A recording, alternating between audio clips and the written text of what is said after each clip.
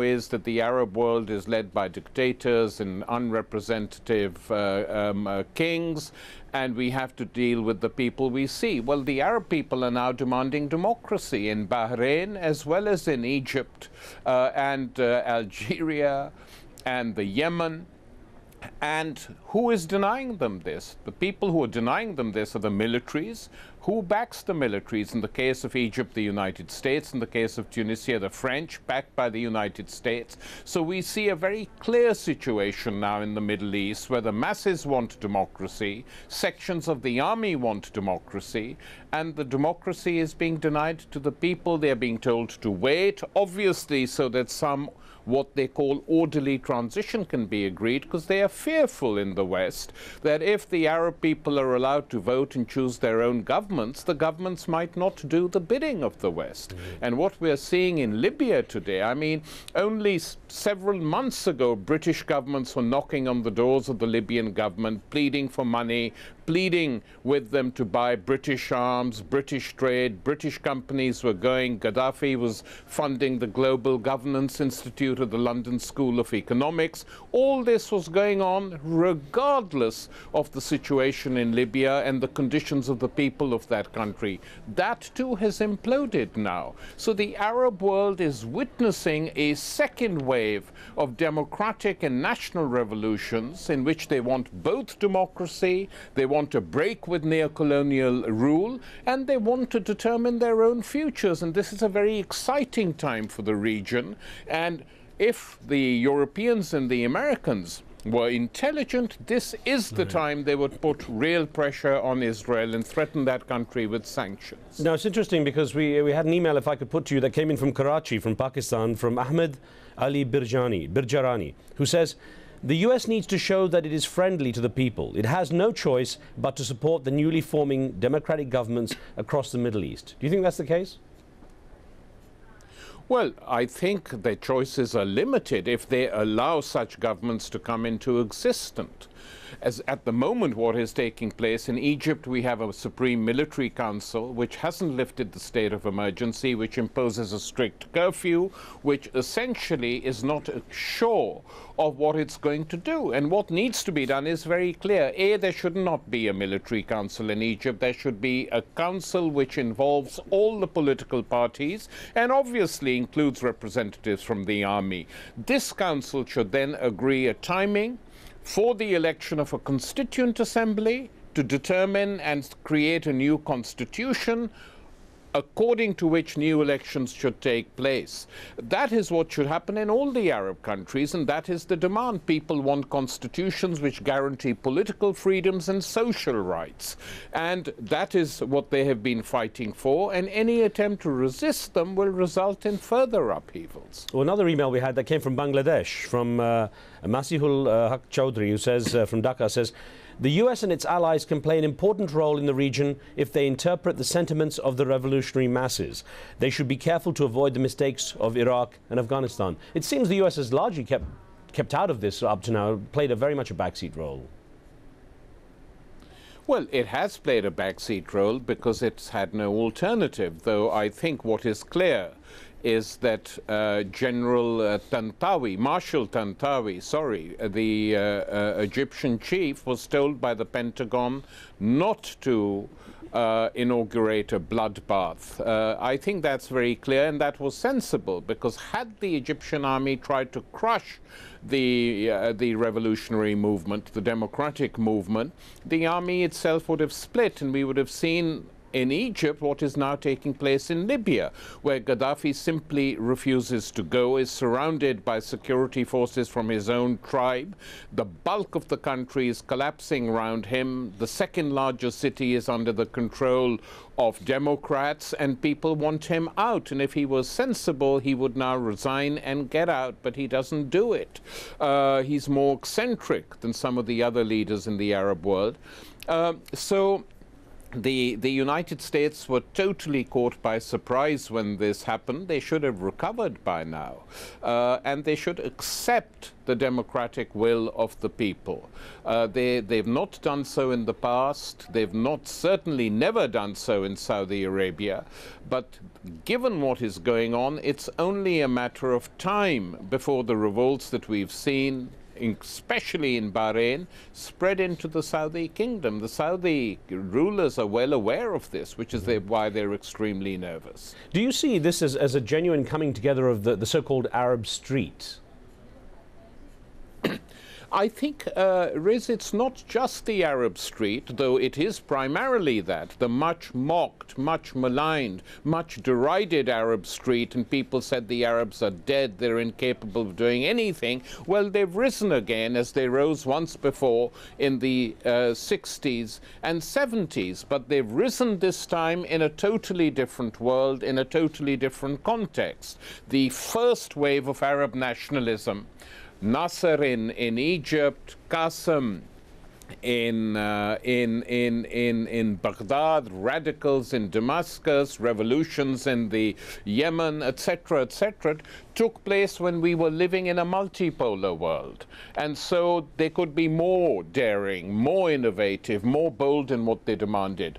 The democratic revolutions that we're witnessing today in the Arab world are taking place at a time when the United States is the dominant power, not just in the region, but in the world, certainly militarily and politically, if not economically. The Europeans completely follow American dictates all along the line. So in this situation, the insurgent masses cannot achieve what their forebears did. They have to operate in different circumstances, but so far they're doing it very well, and the demands they are making are impeccable. Democratic demands for democratic elections, democratic constitutions. And the West, in which democracy itself is hollowing out, because you have political parties running governments without any differences, no basic differences with each other, both in Europe and in North America, should actually be encouraged by this outburst, flowering of democracy in the Arab world. It's extremely positive and has a lot to teach the West. That was Tariq Ali speaking with me earlier. Now over to my guest, Dr. Zalmay Khalilzad, who served as the U.S. ambassador to Iraq, Afghanistan and the United Nations under the George Bush administration. He now also sits on the board of the Washington-based National Endowment for Democracy. Ambassador, it's good to have you on. The phone lines are now open. You can actually call in and speak with Ambassador Khalilzad as well if you want to. So I want to get some of your responses to what Tariq Ali was saying. He holds back no punches. But I have to ask you, were you surprised with the domino effect that's taken place and the speed with which it happened? Oh, absolutely. Although one is not surprised that the instability in the Arab world was going to lead to a reaction on the part of the people, because governments were repressive. The people were unhappy because of the economic circumstances, because of lack of political freedom, and they were being more educated and netted with each other and with the world, aware of what's going on around the world. So there was this revolutionary gap, state going one way, society in another, that something was going to happen. But the timing and the way it has happened and the way that it has spread has caught everyone by surprise. But hasn't it, Ambassador, in one real instance shown how the Arab world can create change by itself, and certainly much more cheaply, effectively, and without the US coming in guns blazing? Well, absolutely, of course, and this is very inspiring and very positive, because some of us who argued for democratization of the broader Middle East after 9/11, arguing that one of the reasons for why extremism and terror was being produced in some parts of the region was because of the dysfunctionality of the region. And one thing that was needed, that would be helpful, would be the democratization of the region. And there were people who were arguing, no, the Arabs do not want democracy, it's alien to them, they are not ready. And we would argue, people used to say that about Indians, they used to say that about the Japanese, about the Germans, that the Arabs were equally capable of ultimately producing democratic systems. And unfortunately, because the democratization issue got entangled with the unpopular war in Iraq, it developed a negative aura about it, but now I think everyone has to agree that the people of this region are like people everywhere. Well, let me get a couple of calls in. First one, Mark in Canada. What would you like to add? Okay. First, I'd like to say, AlJazeera, I'm glad you're broadcasting in Canada, because actually the response has been great, and just bravo. And I would like to ask your guests, just an observation, my personal, is that everybody's complaining about the slow response to Canada, which has been embarrassing, and the U.S. Wouldn't it be true is that a lot of these nations, such as Tunisia, Egypt, Libya, and Saudi Arabia, a great population are young now, and they've come of age, and they're saying, you know what, we're not going to be told by the West, we're not going to be told by Britain or anything. Right. We are now going to guide our destiny, and we're not that much for sale. Mark, let me put that to the ambassador this way: is considering what's happened and the speed with which it's happened, are those various populations in each of these countries really set up to create some kind of viable, sustainable transition? Well, that's a different issue. I mean, there is great potential, obviously, here. It's inspiring. But what will ultimately happen? Can an orderly transition to a democratic order take place? God forbid, or can it lead to chaos? Can it lead to kind of people who have ideas of a new kind of tyranny hijack the agenda or the movement? And I think this is where the world also needs to focus on, how to assist, recognizing that the leverage that the West, the United States, has is limited, that this is really not under anyone's control, but whatever influence one has is to encourage a process that produces successful democratic entities and governments in the region. A delicate balancing act, though, isn't it? Not to go in and interfere, but to actually encourage them. Exactly, because there are places where the influence is greater. For example, the influence over Egyptian military that I think the United States exercised was very positive to urge restraint. Now we see with Libya, the U.S. did not have much of an influence in relation with the military, and there is a great danger of fragmentation, of a continuing civil war, of potential division of the country. That is where the world can, I think, play a more helpful role to facilitate a transition that will be more orderly and lead to a democratic order.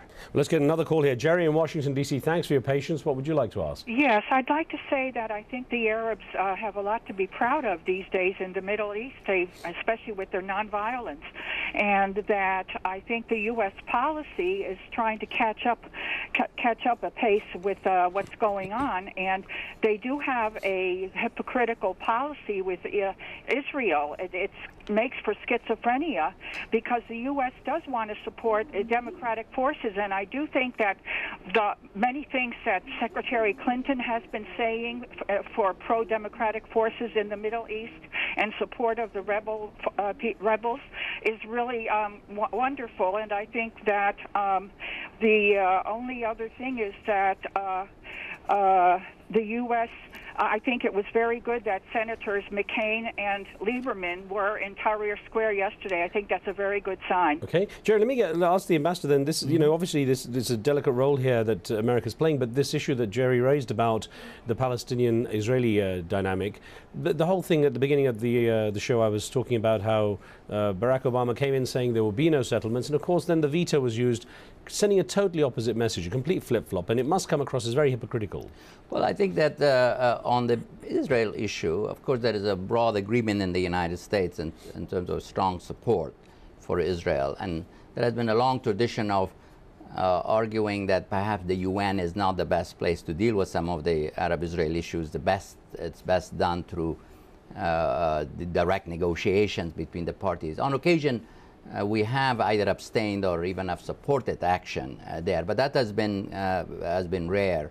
I think the sentiments expressed in the resolution is exactly what the administration supports. I think the president stated, like the previous administration, that it was against new settlements, that they were illegal, and that they were in contravention to the desire for a peace agreement. But then what is said and what is done are two totally Well, I think that the doing is sometimes a number of factors get involved, and I was not there, so I don't know what it is. Sometimes some member states do not want a resolution. They want to isolate the United States by putting a word in there that they know will cross a red line for the United States, or it may be that given the Israeli